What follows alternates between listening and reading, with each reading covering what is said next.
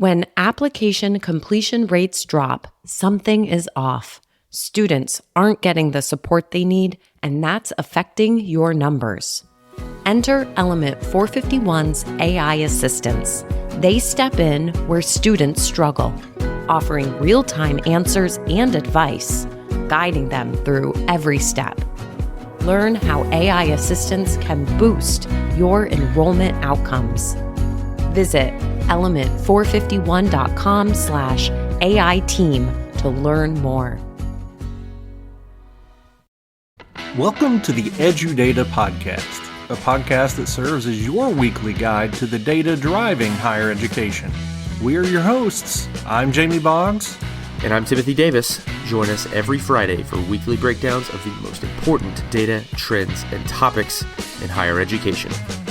The EduData Podcast is a part of the Enrollify network, a robust collection of podcasts designed to help higher education professionals like you grow. Explore our other shows at enrollify.org or check out some of my personal favorites linked in the show notes below. Enrollify is made possible by Element 451, the leading AI-powered, all-in-one student engagement platform, helping institutions create meaningful, personalized, and engaging interactions with students. Learn more at element451.com. Hello and welcome to the EduData Podcast with Timothy Davis. I'm Jamie Boggs. Timothy, what's up, man?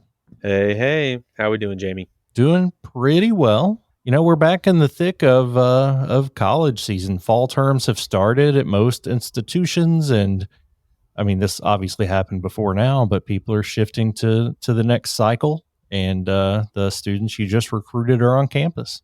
It's an exciting time, I think. I love this time of year. Like the weather starts to cool off a little bit. We get that nice kind of fall campus atmosphere. So hope everybody's enjoying that. Hope everybody's enjoying seeing students back and enjoying, I guess, the fruit of what we work for. You know, it's about these students' lives, about having them on campus or having them participate in our institution and providing education. Kind of snuck up on me in my small town. Just kind of went out to do some shopping, and there were new college students everywhere. I was like, moving day. It's the youths, man. These youths, they're back in my town. They're at my over. strip mall. Love when they're back in town. So excited to see them here. Timothy, you and I have been talking about a study that we discovered from Hanover Research. I mean, this is a fairly comprehensive study, and it pulls together so many different sources. I think we could almost do a series of podcasts based off of this study. It's there's a lot in here, right? We might have just found our next couple of episodes of content here in this study. But yeah, this is the 2024 Trends in Higher Education report, white paper from Hanover Research. They are a great follow along. They release a lot of documents like this, trends and analysis like this. And this report includes 5 trends that they've identified. They break down some of the data around those trends from a variety of different sources. And then they also pull in some action steps, both from Hanover Research's proprietary consulting and other reports that they've published, as well as the industry as a whole. So really cool kind of central place to find a lot of great information and resources. Yeah, it's pretty comprehensive, and we could dive into each of the trends, I think. But what jumped out to me was I started digging through the report itself to find what was there, and then we, just like you should in any kind of report that brings together many sources. This wasn't just one study or a combination of studies hosted by Hanover. They cited resources from really college and career institutions across the spectrum.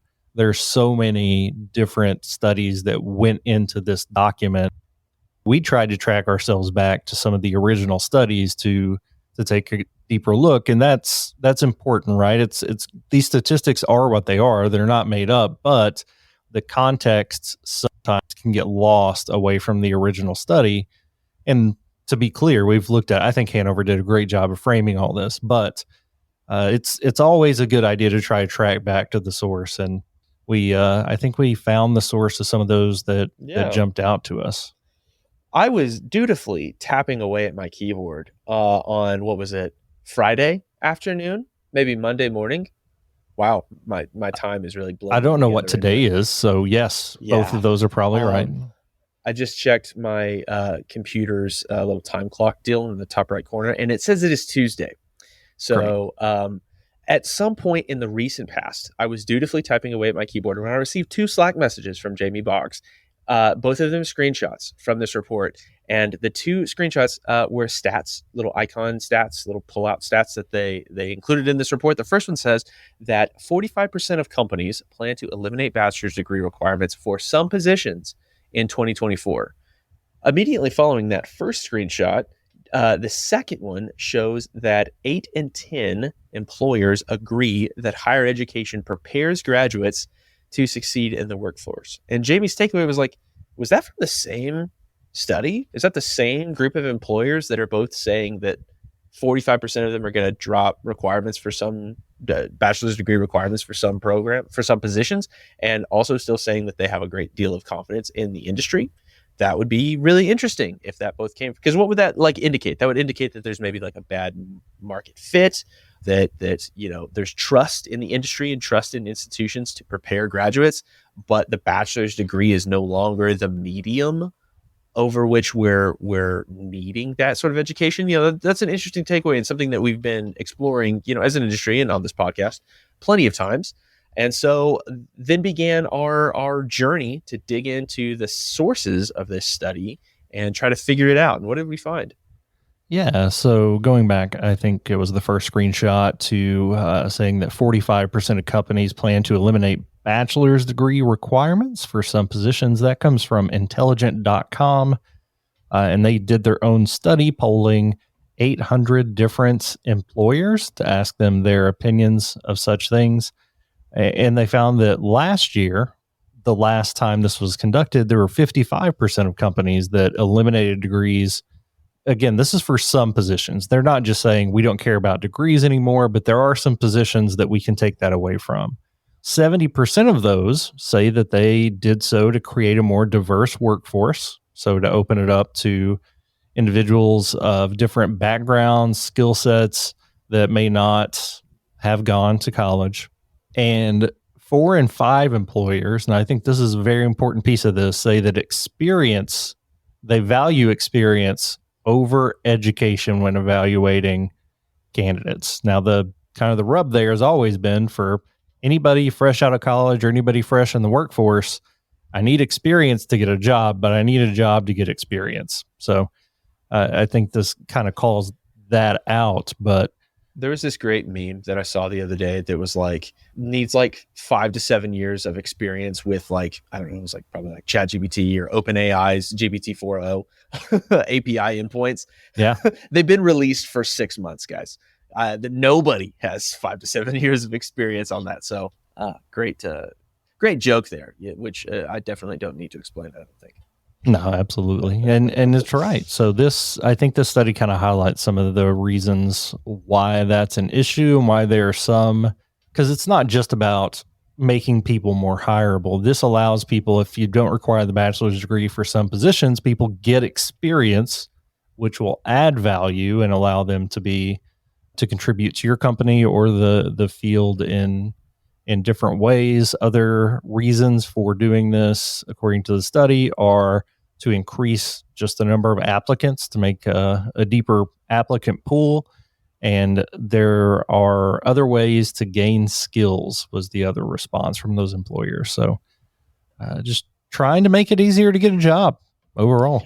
And that makes a lot of sense. I mean, I think that there's been a lot of work around the industry as a whole in the K-12 space and in the employer space to make sure that people are prepared for the job market, prepared for the workforce, have relevant skills and experience that extend beyond the theoretical and are more concrete. In Texas, for example, in K-12, they have introduced this idea of programs of study, and they try to get high school freshmen picked on a program of study. Obviously, those freshmen have the ability to change their minds and hop programs of study, etc. They're not locked in from 14 years old or whatever, 13, 14 years old. But throughout their 4 years of high school in Texas, if you follow this program of study, you'll usually end up with some sort of certificate or even an associate's degree. some sort of credential that makes you workforce ready upon graduation. Like a really popular program in my town is welding, amongst other like ag programs and stuff that are popular in my area. Welding, students that come through the high school here can get a certificate or a certification in welding and are ready to be employed as soon as they graduate, and they can do that for their career and stay there, or they can work there while they pursue other credentials, stuff like that. So a lot of movement to like align those pathways from K-12 all the way up to the actual job that the student ends up with. And I think that's kind of the consensus that is building, or at least a significant movement that is building, is that the bachelor's degree is no longer the only useful barometer in determining someone's readiness for the workforce. So I think that's really interesting and something to keep paying attention to. It is, and I feel like there was a time over the last 20 years or so when the master's degree kind of became a minimum for a lot of positions. So I think we continued to raise the bar. You had to have a high school diploma, then you had to have a bachelor's degree, then you had to have a master's degree. I think we're like, whoa, wait, what are we doing? Let's make sure we're opening it up to get the right people here. And I think that intelligence study does a good job of showing that like there are more ways to get that done. The second screenshot that Jamie sent me was another call out from this study a little further down that shows that 8 in 10 employers agree that higher education prepares graduates to succeed in the workforce. And his takeaway here, that he was kind of, the question he was posing to me was like, is this related, right? If 45% are cutting requirements for some positions, yet 8 in 10 are still saying that higher ed is worth it, that higher ed prepares graduates to succeed, right? What's the disconnect here, right? Are we seeing like a bad market fit? And then beyond that, because this is coming from the same report, at least, are these the same audiences? And so we started digging in. We got into the methodology and the sources of this particular report, and this is what we found. Hey there, it's Mallory, Chief Strategist of Enrollify. Higher ed is facing a leadership crisis. The demands on today's college and university leaders are skyrocketing, and talent is leaving the industry at an unprecedented rate. New leaders like you are emerging, but no one is getting the proper training to be successful. Well, Enrollify is here to change that. Our new course, Lessons in Leadership, taught by Dr. Carrie Phillips, will prepare you to be a confident, empathetic, and effective leader. From systems thinking to adaptive leadership, building culture to handling difficult decisions, this comprehensive online course is perfect for new and aspiring leaders. Don't wait. The course starts September 9th, and for a lucky group of 26 students, we have the option to add interactive sessions with Dr. Phillips for personalized guidance. Visit Enrollify.org to learn more.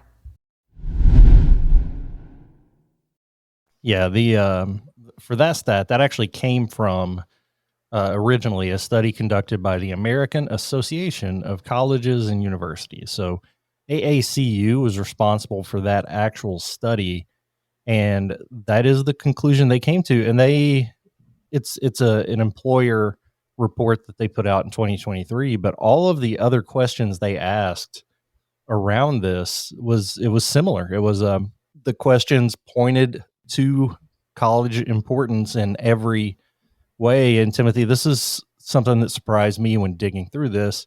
So yes, 80% say college is worth it, despite the money and time needed to do it. That's the way the question was worded. However, they also broke the respondents down by age category. And for those that strongly agree that it's worth it, which was about 45% overall, most of those were under 40 years old. 51% of respondents under 40 said it's worth it, strongly agreed that it's worth it. Over 40, 40 to 50 was 41%, and 50 and above was 40%. I would have expected that to flip-flop with the younger demographic saying, or less likely to agree it was worth it. Would you agree with that as a person under 40? When this is recorded, who knows how old you'll be when it comes out? Who knows? Yeah, when this comes out. Yeah, so I can only speak from the present moment. I think that tracks because I mean, as we mentioned on this podcast before, like my generation was really inundated with college messaging at the high school level. We were told about the importance and the necessity of college degrees. A little bit of disenfranchisement, I think, has happened. As folks have racked up some student debt and perhaps not even completed their credentials. So there's a reevaluation of that happening amongst my generation. But I think overall, like the sentiment around higher education is still really high. Like everyone recognizes the value of education, but again, there's kind of the question of what's the best methodology for delivering the education, what's the best packaging for that kind of credential, and there's a little bit more diversity happening, across different industries, stuff like that. So yeah, I'm not terribly surprised by that. I'm encouraged to see that. I'm encouraged to see that that there's not an abandonment of the industry and of the institution that is higher ed. But yeah, I think that tracks for me. What about you? Yeah, I think that makes sense. And you're right. Next week, we'll dig into a different study about what makes it worth it to certain populations. So I think that'll be more telling to help answer this question. But I think you're right. I think it's still valued as something that people should consider and look to. But does it look like going to school and living in a residence hall for 4 years to get a bachelor's degree in a specific area? Maybe not as much. Mm-hmm. And I think it's changing across the landscape. I think it changes a lot if you look at graduate and undergraduate. I saw some statistics this morning about how even though enrollment overall is kind of down, graduate enrollment in pretty much all phases is going up. So it's kind of a mixed bag. But when you look at these two stats we've discussed today, 45% are going to cut out a requirement, but 80% thinks it's still worth it. On the face, I think that looks like a contradiction. But if you dig down to it, in my mind, I think there's the confidence that, yes, there's value that comes with having this degree. We would love to have those people, but there's a recognition of the need, and they're kind of taking a pulse of their individual industries to say, you know what, we need to open up just a little bit. And a lot of those employers that are cutting that requirement out are going to be paying for people to get degrees. So it's not a huge change in really scope of your work or expectations. It's just opening up the field for more potential employees. Is that a kind of, after we've talked it through, where you land on how they relate to one another? Absolutely. Yeah. And to kind of pay off that original statement that I set you up with, the two studies are not the same, right? So the two stats, the 45% are going to drop bachelor's degree requirements for some positions, and the 8 and 10 still believe that higher ed prepares graduates. Those were from separate studies. The 8 and 10 came from the AACU study. The other one came from intelligent.com. Is that right, Yep. Jamie? Mm-hmm. And they were different samples. Completely different groups. Right.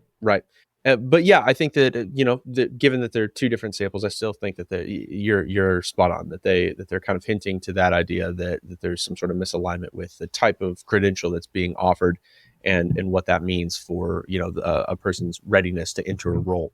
But I think we could do a little comparison here between the two studies, because the AACU one captures 5 dimensions about the respondents that are pretty evenly distributed. So they capture region, Northeast, Midwest, Southwest. They capture company size, anywhere from 25 to 1,000 employees plus, across like 4 different tiers there. They capture the company type, so private, publicly traded, nonprofit. They capture company geography, local, regional, national, multinational, and they capture different industries, so the different industries that these companies come from.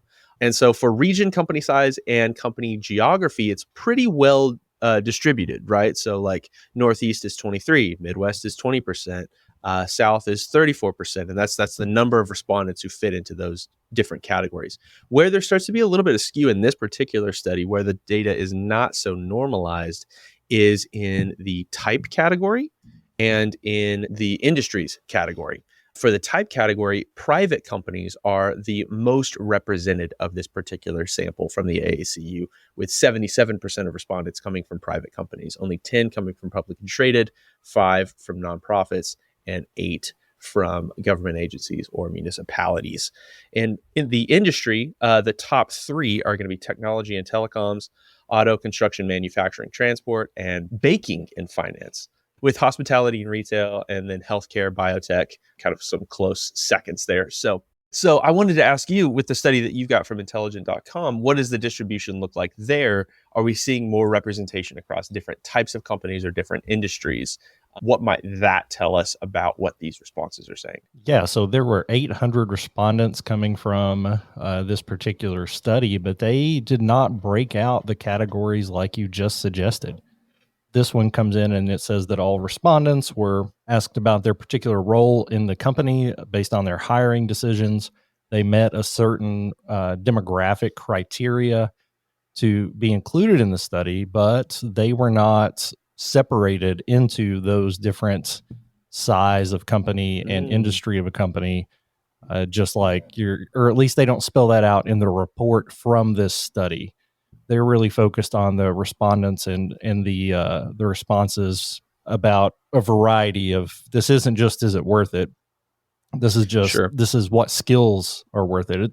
60% of people say they want new hires to have some experience with artificial intelligence. So it kind of breaks it down like that. Oh, gotcha. So they're just maybe asking a few more questions as opposed to collecting more demographics. Well, that would be an interesting thing to compare, because the first one that I see over here on the AACU study is technology and telecoms. That 25% of respondents said that. And that, if we try to map that distribution of, 8 and 10 employers to that 25%, that kind of checks out for telecom, in technology companies.